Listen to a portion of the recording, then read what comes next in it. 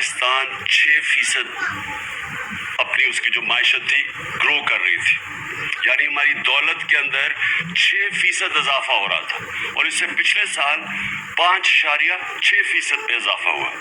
ये 2 साल जो थे, 17 साल के बाद पाकिस्तान ने 2 सालों में इस तरह की तरक्की की, 17 सालों के बाद। और वो कब पहले था?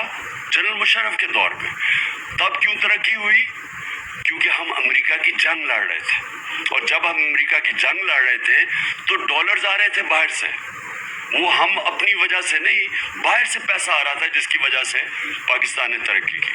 ये 17 साल के बाद इस तरह की तरक्की हुई। हमारी ज़राअत 4.4% पे ऊपर आई। 4 हमारी जो फसलें थी उनकी बम्पर क्रॉप यानी रिकॉर्ड पैदावार हुई 2 साल। जो फ्यूचर है पाकिस्तान का, टेक्नोलॉजी का, हमने जो अपनी टेक्नोलॉजी की जो सेक्टर की मदद की, 2 सालों के अंदर 75% हमारी आईटी की एक्सपोर्ट्स बढ़ी। और हम जो बाकी हमारे प्लान्स अभी आगे थे, टेक्नोलॉजी जोन्स को जो अभी डेवलप कर रहे थे, बाहर से इन्वेस्टमेंट आ रही थी, वो बीच में रह गई। लेकिन टेक्नोलॉजी की तरफ हम पूरे अपनी, क्योंकि नौजवान आबादी हमारी, ये फ्यूचर है, इसके ऊपर भी, इस रास्ते पे भी निकल गए थे। और जो सबसे ज़्यादा ज़रूरी, जो मुझे खुशी हुई जिस चीज़ की, कि हमने पाकिस्तान के अंदर पहली दफ़ा एक अपने मुल्क को फलाई रियासत की तरफ लेके जा रहे थे। और वो क्या कि हमने वो चीज़ की जो आप अक्सर दुनिया के मुल्क में देख लें, हेल्थ कार्ड, हेल्थ इंश्योरेंस। एक गरीब घराने के लिए जो सबसे तकलीफ दह चीज़ होती है, जो बेबसी होती है गरीब घराने में, वो तब कि अगर बीमारी हो घर में और पैसा ना हो इलाज करवाने का।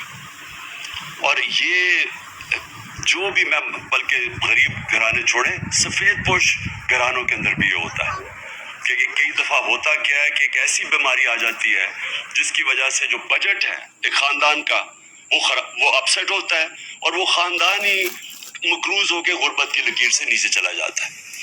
तो ये बहुत बड़ा कदम हमने उठाया था कि अपने लोगों को हेल्थ इंश्योरेंस 10 लाख रुपया 1 साल में ख़ानदान किसी भी अस्पताल में जाके अपना इलाज करवा ले।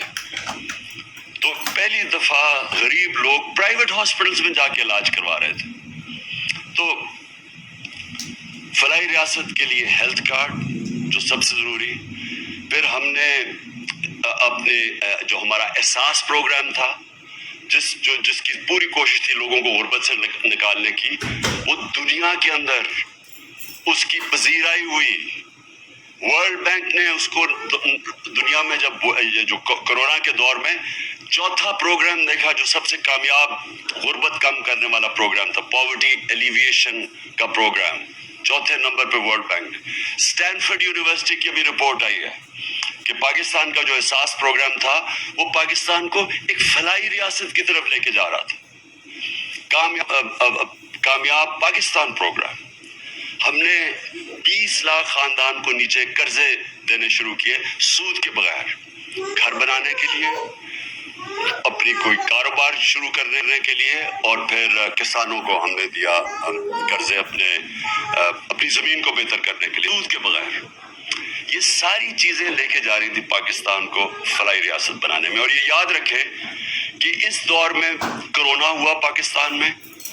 कोरोना जो दुनिया के अंदर एक ऐसी बीमारी आई कि सारी एक सदी में एक दफ़ा इस तरह की बीमारी आती है, और इसकी वजह से जो दुनिया के ऊपर असरात हुए, हिंदुस्तान में हुए, ईरान हमारे साथ हमसायों को, और वो देखें कि जो पाकिस्तान जिस तरह इस मुश्किल वक्त से निकला, तो वो भी इंटरनेशनली एक्नॉलेज किया गया। World health organisation, world economic forum, इन सब ने इस चीज़ को तस्लीम किया कि पाकिस्तान उन 3 मुल्कों में से था जिन्होंने सबसे बेहतर इस वबा के दौरान अपनी आवाम को भी बचाया, बीमारी से बचाया, लोगों को गुर्बत से बचाया, दोनों तरफ, और फिर अपनी माइशत को बचाया। तो हम वो नंबर 3 वो मुल्कों में से थे जिन्होंने सबसे बेहतर हिस्सा निकले। तो इस جب پاکستان ادھر کھڑا تھا تب ہماری ٹانگیں کھینچی گئی، تب یہ سازش کی گئی، اور سازش کے بعد جو آج پاکستان کے حالات ہیں، 3.5 مہینے ہو چکے ہیں۔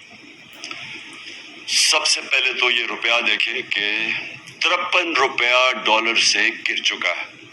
ہمارے 3.5 سال میں جو ڈالر کم ہوا تھا وہ 50 روپے تھا، یعنی روپیہ جو گرا تھا 50 روپے 3.5 سال میں۔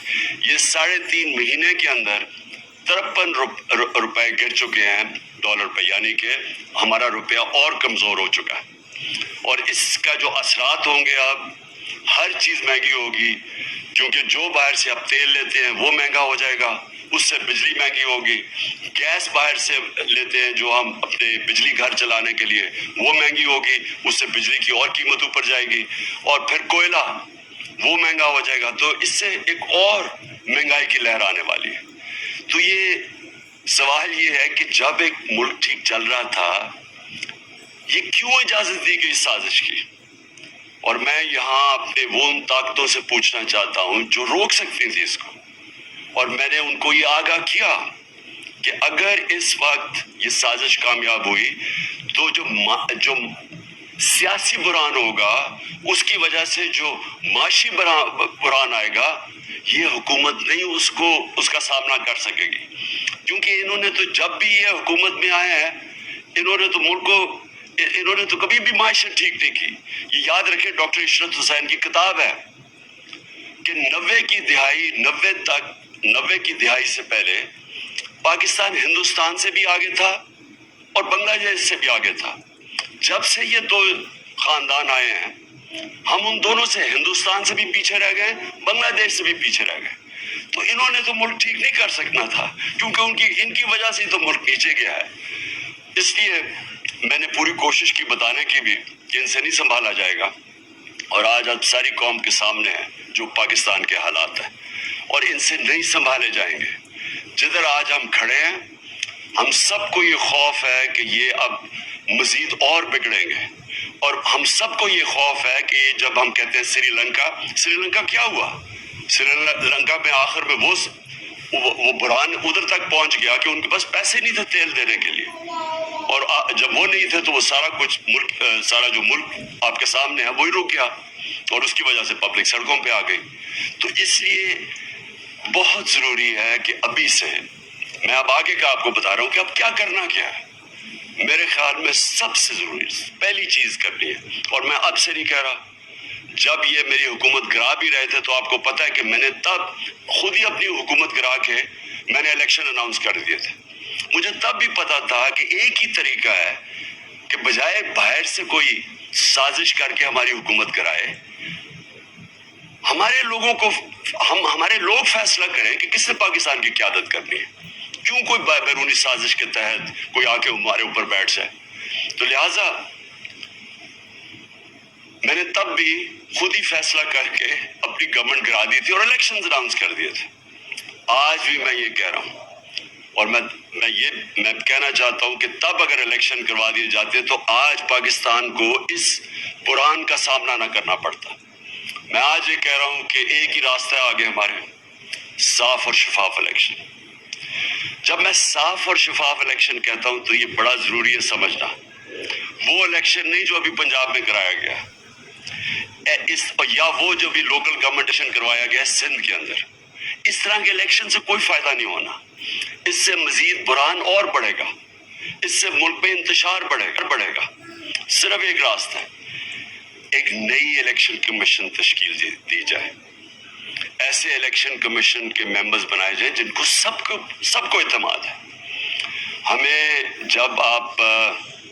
جب ملک کی سب سے بڑی پارٹی، جب اس کو کوئی اعتماد ہی نہیں ہے الیکشن کمیشن کے اوپر، اور خاص طور پہ الیکشن کمشنر کے اوپر، چیف الیکشن کمشنر پہ، ابھی تک ہم 8 دفعہ اس الیکشن کمیشن کے پاس گئے ہیں جدھر ہمیں مسئلے آئے ہیں الیکشن کمیشن کے ساتھ، 8 دفعہ اس نے ہماری جو درخواست تھی وہ مسترد کی، 8 دفعہ ہم گئے عدالت کے اندر، 8 دفعہ عدالت نے فیصلہ دیا اس کے خلاف، الیکشن کمیشن کے خلاف۔ مطلب یہ ہے کہ بحیثیت ہم قوم مقابلہ کر سکتے ہیں، اور جو سب سے پہلے میرا جو پلان بنا ہوا ہے، میں حکومت ملتی ہے تو میں سب سے پہلے اپنے بیرون ملک پاکستانیوں کو موبلائز کروں گا. دیکھیں میرے پاکستانیوں، ایک چیز سمجھیں، ہمیں آنا ہی نہیں ہے کہ ہمارا کتنا بڑا اثاثہ ہے بیرون ملک پاکستانی. ہم نے آتے ساتھ ہی ان کی تھوڑی سی مدد کی کہ یہ جو پیسے بھیجتے ہیں، ریمیٹنسز بھیجتے ہیں، جو ہمارے لوگ باہر کام کرتے ہیں، جو ہم نے کوشش کی کہ بینک کے تھرو بھیجیں. پاکستان کی تاریخ میں سب سے زیادہ 31 ارب ڈالر کی ریمیٹنسز آئی. ابھی ہم نے شروع ہی ہوئے تھے، ابھی ہم اور بھی ان کی مدد کر رہے تھے. ہم نے روشن ڈیجیٹل اکاؤنٹ کھولا تھا. ہم نے ابھی ان کے لیے پوری ایک پلان بنایا ہوا تھا کہ کیسے ہم نے ہاؤسنگ کے اندر ان کی انویسٹمنٹ لے کے آنی ہے.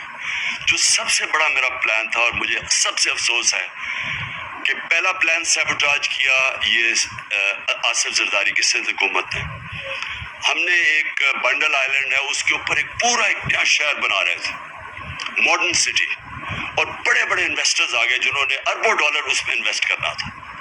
تو اس سے ہونا کیا تھا کہ اس سے ایک تو کراچی جو پھیلتا جا رہا ہے اور جو مشکل، پانی بھی نہیں دے سکتے، سیوریج بھی نہیں دے سکتے، یعنی کراچی کا حالات جو کھنڈر بنتا جا رہا ہے. جب ایک پورا ایک ماڈرن سٹی جس طرح دبئی ہے، کیا وجہ کہ ہم دبئی جیسا ایک جزیرے کے اوپر شہر نہیں بنا سکتے؟ تو وہ پورے انویسٹرز بھی آ گئے. سندھ حکومت نے سیبوٹاج کیا. انہوں نے کہا کہ نہیں، ہم این او سی دے کے واپس لے لیا. اس پہ ڈالرز آنے تھے. دوسرا جو راوی سٹی ہے، راوی سٹی لاہور کو بچانے کے لیے پرانا پلان ہے کہ 15-20 سال کا.